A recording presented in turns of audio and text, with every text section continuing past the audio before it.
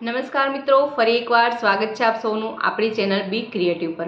આજના વિડીયોમાં આપણે વાત કરીશું કે સ્માર્ટ લેડી કે સ્ટ્રોંગ લેડી કઈ રીતે બની શકાય।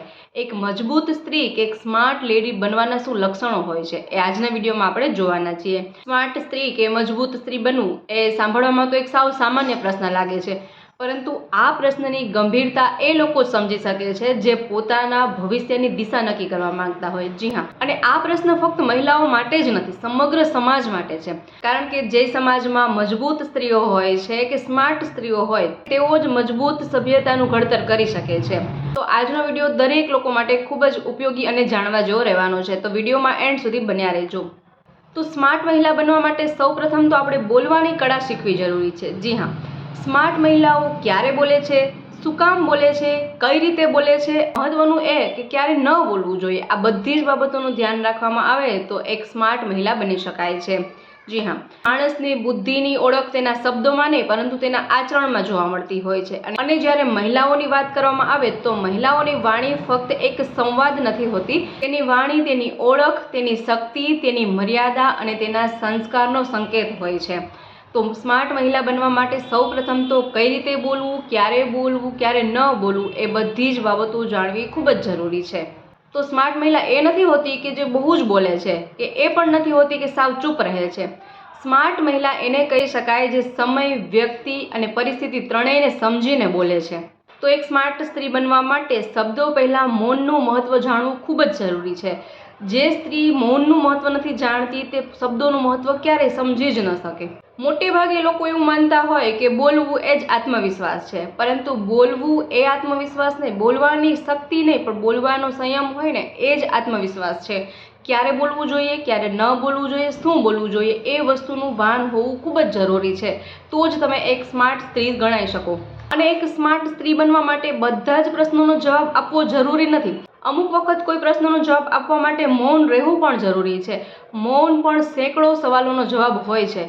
દરેક વાતનો સામો વળતો જવાબ વાળવો એ બુદ્ધિમત્તા નથી, પરંતુ ક્યારેક આપણે ચૂપ રહેવું એ પણ અનેક પ્રશ્નોનો જવાબ બની જાય છે। અને એક સ્માર્ટ સ્ત્રી બનવા માટે પોતાનો અવાજ નહીં પરંતુ પોતાના શબ્દોનો વજન વધારો। જી હા, જેમની વાતોમાં કંઈક સાર હોય છે ને તેમને મોટેથી બોલવાની જરૂર નથી રહેતી, જેમની વાતોમાં કંઈક દમ હોય તેને લોકો સાંભળવાનું પસંદ કરે છે। તો મોટેથી બોલવું જરૂરી નથી, પરંતુ તમારા શબ્દોમાં વજન હોવો જરૂરી છે। સ્માર્ટ સ્ત્રીઓ ક્યારેય ચીસો પાડીને બોલતી નથી કે નહીં વિનંતી કરીને, તેમની વાણીમાં ન આગ્રહ હોય કે ન ભય હોય। સ્માર્ટ સ્ત્રી બનવા માટે સ્પષ્ટ, સીમિત અને ઉદ્દેશ્યપૂર્ણ બોલવું જોઈએ, તો જ તમારી વાતને લોકો સાંભળવાનું પસંદ કરશે। અને હા, એક વાત જણાવી દઉં કે જે સ્ત્રી પોતાની વાતને વધારે લાંબી ખેંચતી નથી તેઓ જ પોતાના માટે સન્માનને ખેંચી લાવે છે। જો તમારે તમારા કુટુંબ, પરિવાર કે સમાજમાં સન્માન જોતું હોય તો કોઈ પણ વાતને વધારે ખેંચીને બોલવી નહીં કે વધારે તે વાતને લંબાવવી નહીં, તો તમે સન્માનપાત્ર જરૂરથી બનશો। સાથે જ સ્માર્ટ સ્ત્રી બનવા માટે કોઈના સવાલોમાં પ્રતિક્રિયા નહીં પરંતુ જવાબ આપો। પ્રતિક્રિયા અને જવાબમાં શું ફરક હોય છે કે કોઈ વ્યક્તિ બોલે તો આપણે તરત જ સામે બોલ્યા રાખીએ અને પ્રતિક્રિયા કહેવાય, પરંતુ કોઈ પણ આપણે ઉકસાવવાની કોશિશ કરે, કંઈ પણ બોલે તો થોડું ખમો, થોભી જાઓ, વિચારો, શાંતિથી એ વાતને વિચાર્યા પછી જવાબ વાળો, તો એમાં પણ તમારું સન્માન વધશે। આ જ અંતર છે એક સામાન્ય સ્ત્રીમાં અને સ્માર્ટ સ્ત્રીમાં। જે સ્ત્રી તરત સામે ઉત્તર વાળી દે છે તે પોતાના શબ્દો ખોઈ બેસે છે, પરંતુ જે સ્ત્રી વિચારીને શાંતિપૂર્વક બોલે છે તે સામેવાળા પર પોતાનો પ્રભાવ છોડે છે। અને એક સ્માર્ટ સ્ત્રી બનવા માટે ક્યારેય પણ તમારી વાતને સમજાવવાની કોશિશ ન કરો, ફક્ત પોતાની વાતને સ્પષ્ટ કરો। જે વ્યક્તિ સમજદાર હશે, તમને સમજતા હશે, તે આપમેળે તમારી વાતને સમજી જશે, તેના પાસે આપણે કોઈ પણ જાતની ચોખવટ કરવાની જરૂરત નથી। પરંતુ જે લોકો તમને ખોટા જ સમજે છે, જેઓ તમને સમજવા માંગતા જ નથી, તેમને કદાચ તમે ગમે તેટલું સમજાવશો છતાં પણ તે તમને ખોટા જ સમજવાના છે, તો ક્યારેય પણ પોતાની વાતને વધારે પડતી સમજાવવાની કોશિશ નહીં કરવાની। અને જે સાચું છે એક વખત તે વાતને સ્પષ્ટ કરવાની છે, વધારે તે વાતને સાબિત કરવાની કોશિશ નહીં કરવાની, એ પણ એક સ્માર્ટ સ્ત્રીના લક્ષણ છે। અને સ્માર્ટ સ્ત્રી બનવા માટે પ્રશંસામાં પણ સીમિત રહેવું ખૂબ જરૂરી છે, કારણ કે વધારે પડતી પ્રશંસા એટલે કે વખાણ પોતાનું જ મૂલ્ય ઓછું કરી નાખે છે। એક સ્માર્ટ સ્ત્રી બનવા માટે ક્યારેય પણ અપમાનનો જવાબ અપમાનથી ન આપવો। અપમાનનો જવાબ અપમાનથી આપવાથી આપણે એક સમાન સ્તર પર આવી જઈએ છીએ, સામેવાળા વ્યક્તિની કેટેગરી જેટલા જ આપણી કેટેગરી થઈ જાય છે। પરંતુ જે સ્માર્ટ સ્ત્રી હોય છે એ અપમાનનો જવાબ શબ્દથી નહીં પરંતુ પોતાના વર્તનથી આપે છે। સ્ત્રી હોય ને એ અપમાન સમયે ન તો વિવાદમાં ઉતરે છે, તે બસ પોતાની એક લિમિટ, એક સીમા નક્કી કરી લે છે અને ત્યાંથી જ પોતે વિવાદમાંથી ખસી જાય છે. સ્માર્ટ સ્ત્રી બોલતી વખતે પોતાના શબ્દોમાં ભવિષ્ય માટે જગ્યા છોડે છે. જે વ્યક્તિ આજે જ બધું સળગાવી નાખશે તે ભવિષ્યમાં પુલ કઈ રીતે બાંધી શકશે? સ્માર્ટ સ્ત્રી બોલતી વખતે પણ ભવિષ્યને ધ્યાનમાં રાખીને બોલે છે. ક્યારેય પણ એવા શબ્દ ન બોલવા જોઈએ કે જેનાથી સંબંધો સ્થાયી રૂપે ત્યાંથી જ તૂટી જાય, જ્યાં સુધી એ સંબંધોને તૂટવાની જરૂર ન હોય. અને બીજું કે સ્માર્ટ સ્ત્રીઓ ક્યારેય પોતાને સાબિત કરવાની કોશિશ નથી કરતી, કારણ કે જે વ્યક્તિને પોતાને સાબિત કરવું પડે એ પહેલેથી જ કમજોર હોય છે. તો જો તમે સ્ટ્રોંગ છો, મજબૂત છો, સાચા છો, તો ક્યારેય પણ પોતાને સાબિત કરવામાં સમય વ્યર્થ ન કરવો જોઈએ. અને સ્માર્ટ સ્ત્રી ક્યારેય પોતાના શબ્દોથી નહીં પરંતુ પોતાના નિર્ણયોથી પોતાની બુદ્ધિ દેખાડે છે. જો તમારામાં સાચા અને સારા નિર્ણયો લેવાની ક્ષમતા હોય તો તમે એક શ્રેષ્ઠ અને સ્માર્ટ વ્યક્તિ કહેવાઈ શકો. અને સ્માર્ટ સ્ત્રી સાથે જ ક્યારેય કોઈ વાદ વિવાદમાં નથી ઉતરતી અને તે સ્થિતિને નિયંત્રિત કરે છે. સાથે જ સ્માર્ટ વ્યક્તિ બનવા માટે ક્યારેય પણ ક્રોધમાં નિર્ણાયક શબ્દ ન બોલવા જોઈએ. જી હા, કારણ કે ક્રોધ એ એક એવી આગ છે જેમાં સૌથી પહેલાં બોલવાવાળાના શબ્દો જ સળગે છે.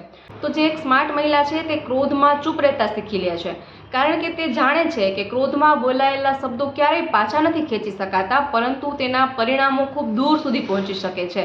તો જ્યારે પણ ગુસ્સો આવે, ક્રોધ આવે, તો પોતાના શબ્દો પર નિયંત્રણ રાખવું ખૂબ જ જરૂરી છે. ક્યારેય પણ ગુસ્સો આવે તો પોતાના ક્રોધને ક્યારેય શબ્દ બનવા ન દેવા જોઈએ. ગુસ્સામાં હંમેશા પહેલાં પોતાના મનને શાંત કરવું, પછી પોતાના શબ્દોને.